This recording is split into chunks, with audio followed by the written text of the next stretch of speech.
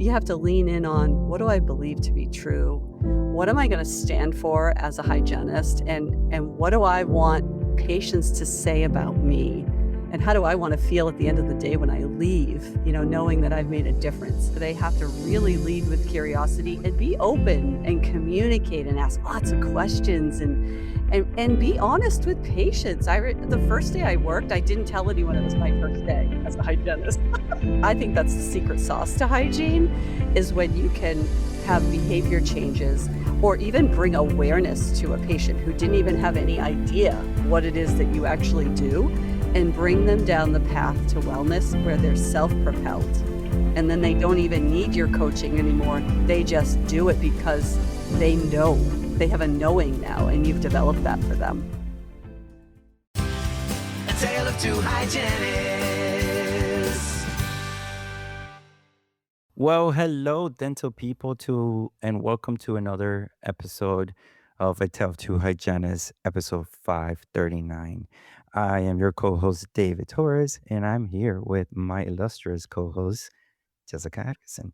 And just before we get started, I want to go ahead and say thank you to the listener that's probably driving and listening to the podcast, who probably has an hour and a half commute, or either working out or cooking dinner and listening to this podcast. We want to thank you.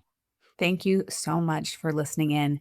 And one of those listeners that has an hour and a half commute is with us today as our guest, and as the one, the only Billie Lunt. And we're so glad you're here with us. Thank you for coming.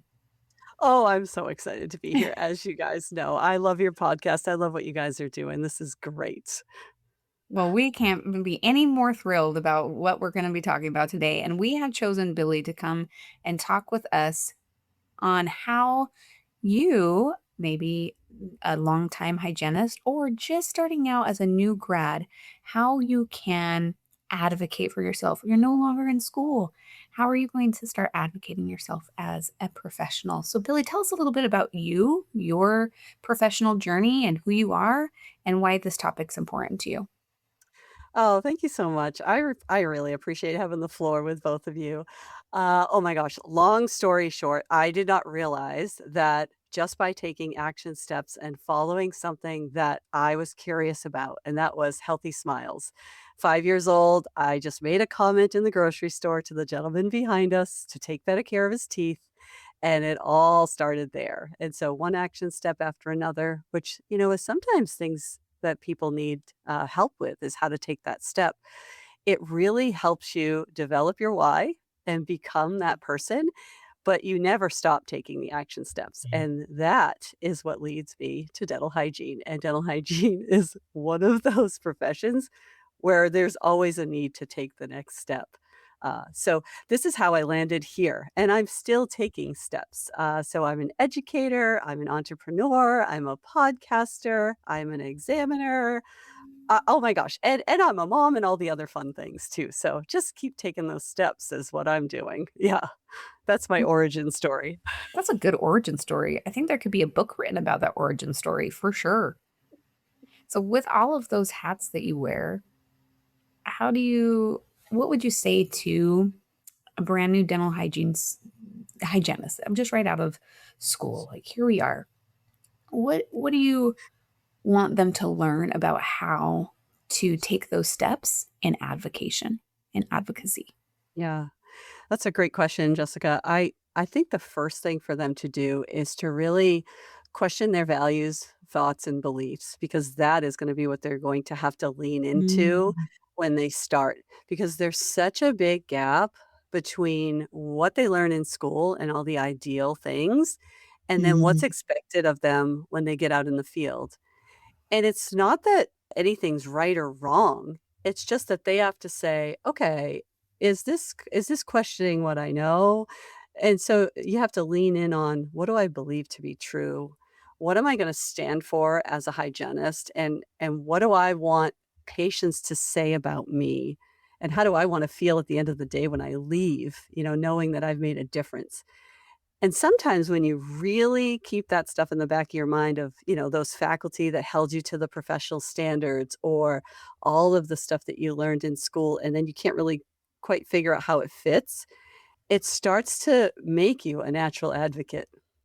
It just turns you into that person that you're meant to be, right? So you learn how to advocate for yourself first, right? In the operatory. Who are you serving? You're serving those patients. And how are you serving those patients? And how do you want those patients to define you? And sometimes it's probably the first day of work, you're going to run into a conversation where you have to all of a sudden recognize that, "Ooh, this isn't exactly what I thought it was going to be." I feel like I felt that way the very first day. I did. I went home crying. Yeah, and it's like, "Oh my gosh, why do I feel so overextended, and what was that, and where's the integrity in what I'm doing, and who valued." So let's just talk about value for a second. So when I graduated, I thought value was how well I cared for my patient, Mm, and then I quickly realized that it was how fast I cared for my patient, or how many patients I could care for. It took me a long time to come around the barn to realize that I could do both if I said no to things, or I didn't overextend myself, or I was able to build my confidence as a provider to see the value in what I was doing for each individual. And I think that's a hard thing for students to navigate when they first get out in the field. So that is what leads them naturally to either doing one of two things: advocating for the profession, advocating for their own personal professional beliefs, or putting themselves in a box and conforming to the status quo, and then being defined by what maybe the I don't know who those people are. I'm not gonna label those people, those other people. those Whoever people. I haven't met those people, but whoever they are that, I've because met a few of them. yeah, so I teach ethics, in my curriculum, and one of the I had an entire lecture. All I did was write on the board "professional," and just I underlined AL, so it's profession all, and I asked the students, how does the consumer define you as a hygienist?" And they had all kinds of great words. And how do they define themselves? And those 2 things don't even align. Yeah. So then it's like, well, what can we do as individual clinicians to change those adjectives that patients describe us as? And how we describe ourselves, and then how we want to be seen, because honestly, a profession is defined by what others say, not what you say about yourself, but what others say about you. So I think we can do a better job individually in the operatory with our patient, explaining our credentials, helping develop conversations around our educational standards. That's because they just see someone in scrubs that's I mean, are hygienists talking like hairdressers, or are they talking like healthcare professionals? So that I Ooh, that's a challenge good line. sorry, That is good. That is sorry. really good. I challenge every hygienist out there to look at themselves first and say, "Am I behaving like the professional I wanna be described as?" And it really starts there, and it's one by one, and we have a lot of work to do. Dental technician, dental mechanic, salesperson. These are words that have been used to describe me by a patient, and it takes everything in my body not to take it Mhm. ill intent. But some people don't know what they don't know, right? And on the other side of the thing, I've been called doctor multiple times to the point that even the doctor has to tell the patient, he's not a doctor, right? Yeah. These are transitions of like perceptions versus reality that I have personally witnessed and understood face value for what it is. But I do agree with a lot with what you're saying. At the beginning of my career, I was very intimidated, if you can believe that. I was very intimidated, shy, and wanting to like be in that position of like, don't go against the the current because it might mean that they'll cut my hours. It might mean that other hygienists are feeling intimidated. It might mean that I don't get the instruments that I want because we're working with instruments that have been here for 10 years. Probably the instrument has a longer career than I have, right? And so, how do you encourage students or even hygienists that have been doing this for a really long time, that no, you know your worth, but That's here's how you're going to sound like, because I agree. I mean, we've all been in positions where we're like, dress for the role or the career that you want to have. And I echo that message of saying, hey, sound, behave, and practice like the hygienist that you want to be, that you want to be recognized by. I love that. So that's that be, do, have model. You have Mm, to, stop waiting for permission from someone else. Just be that person Mhm. that you want to be described as and defined as, and recognize that your work has tremendous value. Tremendous value. I personally like dental nurse. I think dental nurse is probably the best. I wanna let's just change the professional title, please. You know what? We are into alternate universes here, and so in the yeah, Billy universe, we are dental nurses, absolutely. Okay, yeah. good. I've So been called hygienist. I'm a hygienist. so it really starts there. You have to take yourself serious. You have don't wait for permission for someone else to say, "Okay, it's okay for you to be valued and show your value. We'll allow you to do that." No, just own it now. Be that person. Recognize that your work has value, and then hold yourself to the standard even when you're running behind, even when nobody's Mhm. watching. And I tell the Mhm. students that you are defined by the hygienists that you behave like when you are 30 minutes behind. And the beauty is when the patients don't know you're behind, Mm. other than they had to wait a little bit, right? Mhm. That's it. That is it. It's not practicing, it's just doing. So that's that action thing that goes all the way back to when I was 5. Don't just talk about it, don't just say it, don't just wish or hope for it, just be that person, and then you'll Be that have that person. career. Yeah. And being that person creates those conversations. Being the person that does an IOEO exam, and you might be the only one in the office doing that exam, creates some dissonance and creates a conversation. And then at the end of the day, what's that conversation about? Standard of care. What is our standard of care going to be? You being the person that is requesting new instruments, or you being the person that provides a certain level of care that then the patients start to notice a difference. And for me, I've seen that. I've seen that you're in an environment that you may be acting differently than others, and that can provide a really good springboard for these changes that we're hoping to make. And it doesn't have to Yeah. be a look at me, that's what I'm doing. I loved I'm like, what happens in my operatory is what happens in my operatory. And if somebody decides to change and do what I'm doing, awesome. But I'm not gonna go into their operatory and say, you should have, could have, that was helpful for me. And so when I decided, no, in my operatory, this is how, in my house, this is how we do it. I love that, Jessica. Yeah. Well, I think it's a natural human behavior to like, well, no one else is doing it, right? So Mhm. just even the not so glamorous parts of your job, you should do to the with the greatest amount of enthusiasm at the highest level you can, because that's what integrity is. And it is contagious. Both sides of the fence are contagious. So, just a Yes. quick story.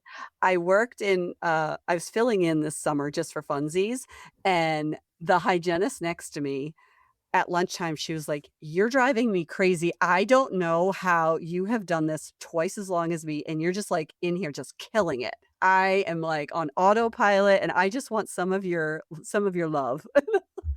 I Yes, said, Billy, "Go we all take a want some class." of your love. Yeah, go Yes. go take a class. Get around the right people, change your mindset, and know that you have power in your own what's going on in your room is your responsibility. Yeah, and I think far too often we just kinda, I don't know what to do now," you know? So the There's that advocacy is word important. again. Oh, There's that word again, the mindset, right? Like us having the mindset of saying, listeners, you guys are providers. Mhm. You hold a license. You provide care. And so if you say that over and over and over again at the beginning of the day, it really does not matter how your day finishes, But if you keep that in your mind and you practice and you take care of your patient because you're providing care for them, essentially that's what happens. I mean, I've gotten that compliment too. I'm just going to say compliment because a comment is a comment, but a compliment too, where it's almost backhanded like, oh, why are you so happy all the time? Yes. And I'm like, because smiling is contagious, right? And Because I why like not? having fun. Yeah. I like having fun at work, and if I can make somebody else smile, that's my mojo, like, that's what I'm doing, you know? But very quickly and I always think that the tone of the appointment is set when you open the door and you call out your patient's name, and they're immediately grumpy, and you're like, "Hi, Mrs. Jones, how are you?" And they immediately are like, "Okay, I guess I can't be grumpy because this guy's smiling, right?" And he has the mindset and we can it's almost a sixth sense that you can pick up and say, I'm going to treat the patient for who they are and not what they are or what time I'm seeing them or what services I'm doing. It's just everybody's a little bit different. But when Yeah, you tailor that care and you have fun with it, you will have a compliment of another hygienist saying, but how are you so happy? How are you yeah, so having so much fun? And that's yes, called advocating for ourselves. that's right. And you can I change today. If you feel like you're in a little bit of a slump, just breathe in a little bit of Billie Lunt and change today. Because, I look back on my career and Billy, you said it best. You've got to surround yourself with people who are exuding the kind of care you want to give. And if you're feeling maybe not the most enthusiastic about your profession or most enthusiastic about XYZ, surround yourself with someone who is enthusiastic about those things, who can show you a better and different way. And that has been a profound influence and value in my life. well said, Jessica. Well said. So I have to say, and I'm going to confess this right out on the carpet.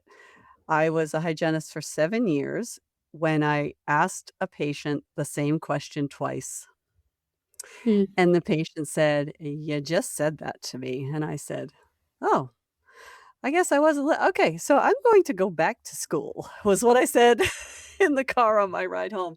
I said, "I need to learn to be better at what I do." I was kind of in a little bit of a rut. I guess it was a 7-year thing, and I The had to 7-year pivot. itch, that's a thing. Is that a thing? I don't know. I It was is like, in "I need." marriage, and, you are married to your job. Alright, so I was like, "I'm not gonna cheat on this profession, I put too much love into it." That is right. That is right. So I knew that I was not showing up as my best self, so you are well said when you said, that you can change today, right? And it took that moment of realization that that patient deserved better. And then I had to get myself in the right spot to David's point, your mindset, and then move forward and say, "Okay, I gotta get this figured out and improve things and right the ship to be the best to show up as the best self." That was like the best thing that ever happened, repeating myself, on a medical history question to a patient.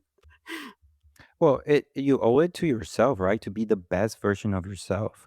Because who are you going to be more proud of, right? Like the monotone, the robotic, like same hygienist day in and day out? Or are you going to be, dare I say, inspired by your future self and saying, man, 8-year career, Billy or David or Jessica is going to be this amazing clinician, right? A mentor, somebody who inspires people.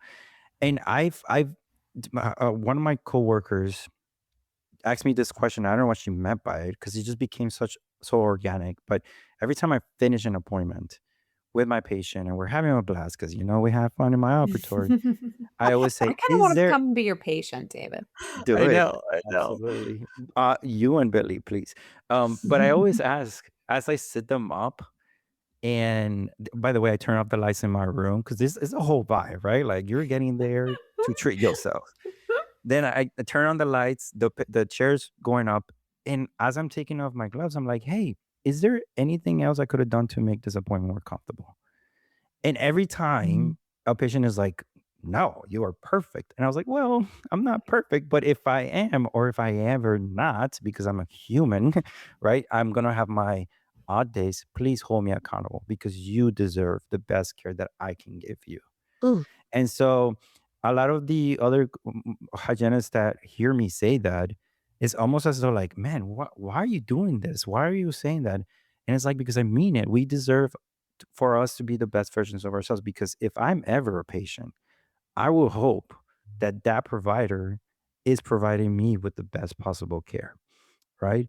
And so when I was a student and I felt intimidated by even saying anything because I didn't want to upset a patient, a doctor, another hygienist, or the front desk, I noticed very quickly that it's really what you make it out to be, mm, right? And at least have the pure intentions to say or be humble enough that I'm not there yet. I'm not perfect, but I'm working towards it. I'm working towards being a master of my trade.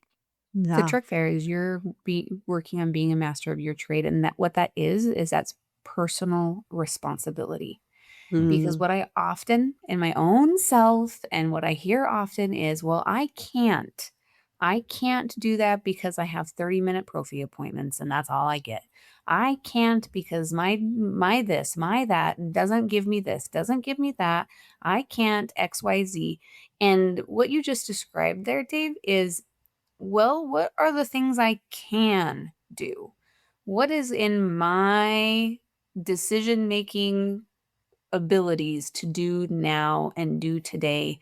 And when you make those decisions one moment at a time, then you get more decisions to make that are going to open up your world. I'm just thinking right now of my how I want to show up differently at work. And I feel like I show up pretty good. I mean, I think I probably show up, but I'm also thinking in my mind, I'm like, oh, yeah, I kind of let that get to me. I mean, we're in our last semester, and they're the same goblins that show up every last semester that I'm sometimes like, why does this always show up? And they're regular, working and growing pain points. And I'm just thinking, sitting here thinking to myself, how can I show up differently in order to make that a little bit different experience? So, wherever you're at, even if you feel like you're doing all right, or maybe you're having some moments like I just did, there are opportunities for you to either be a light for someone and also be shown by the light of someone else. mm. I love And that. there's also so many personalities within the office and patients, right? Like if you see more than one patient, they'll have different personalities. But going back to the whole like our careers or marriage, right? Yeah, like you have to work at it. You have to work with that healthy relationship and checks of balances of what makes you happy. And I always relate this. And just I already mentioned this to you. I was like, you gotta do things that give you energy, right? And Mhm. recognize the ones that suck the energy out of you. Like for me, something that sucks the energy out of me for some weird reason is clinical notes. God, I wish I can just like You're not it's the in my only head. one. Oh, it's in the computer, You're not right? the only Like I one. just, it is what it is, right? But Maybe in the at the end Billy of the universe, we just have like these little machines that just can know what we want to write in the exactly, notes. This Billy and just universe is boom, really good. make it in the clinical note. Boom, there it is. Like AI, hurry up, you're not there yet, but let's focus.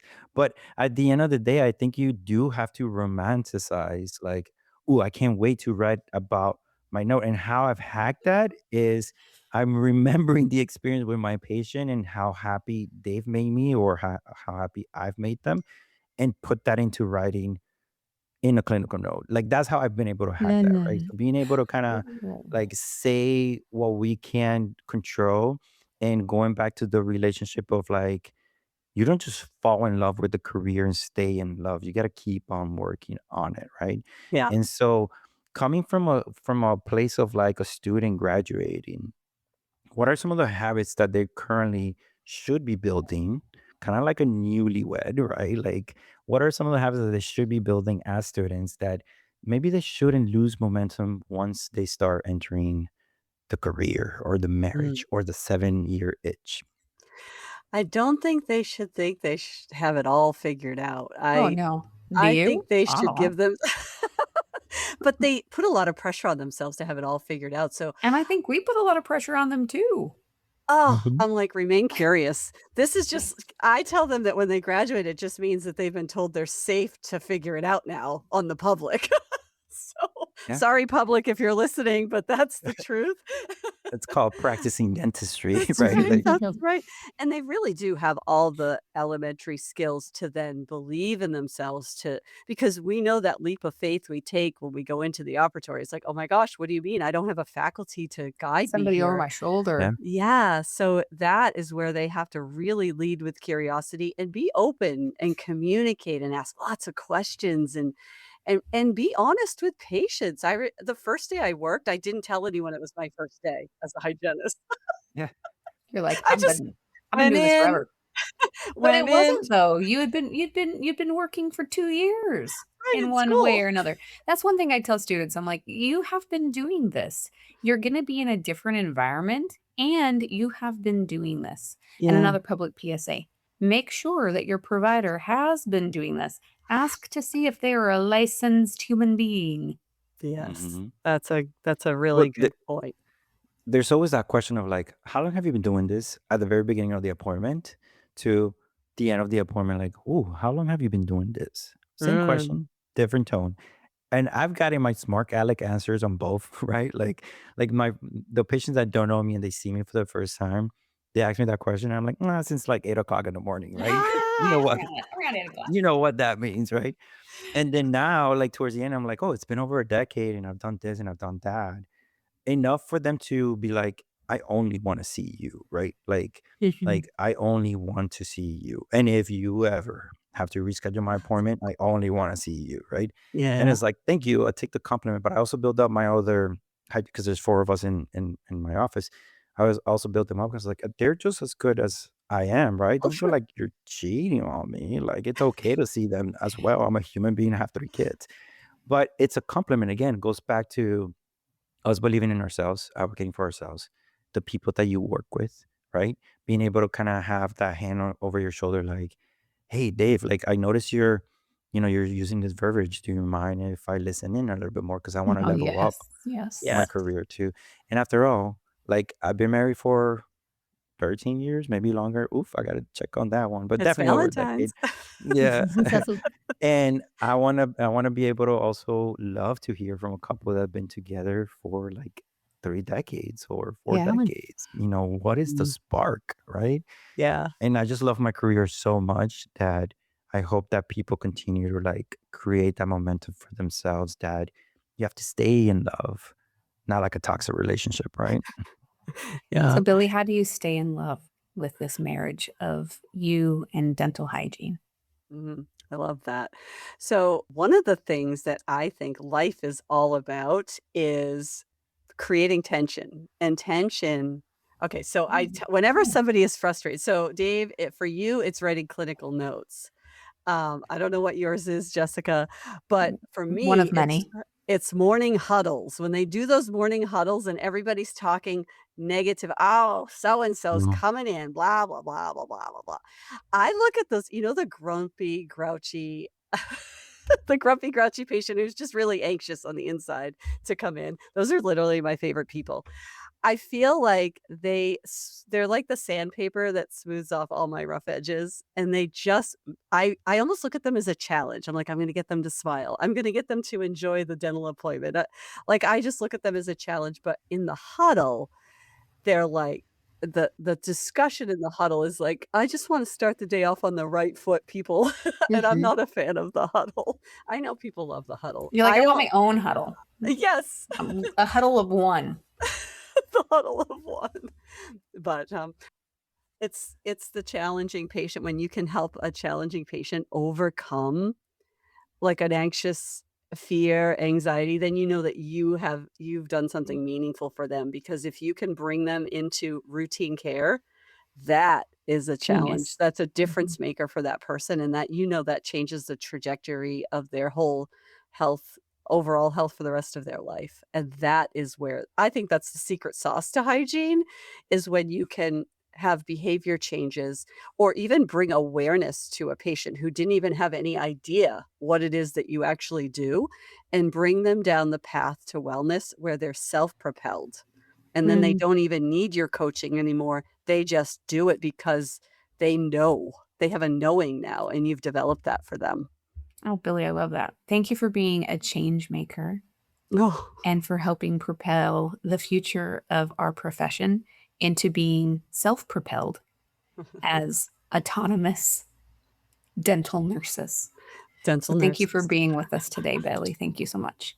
Oh, thanks for having me, guys.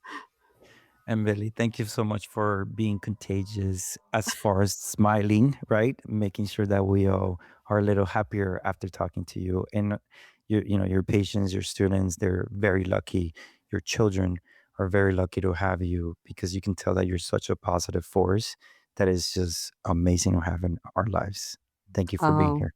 thank you so much. That's a wrap on today's episode of A Tale of Two Hygienists podcast. If this conversation made you feel seen, inspired, or even just a little fired up, share it with a fellow hygienist or fellow dental professional. Share it with your neighbors, your friends, share it with everyone. That is how this community grows. Make sure you subscribe, leave us a review, and connect with us on social media so that we can keep on going with this conversation.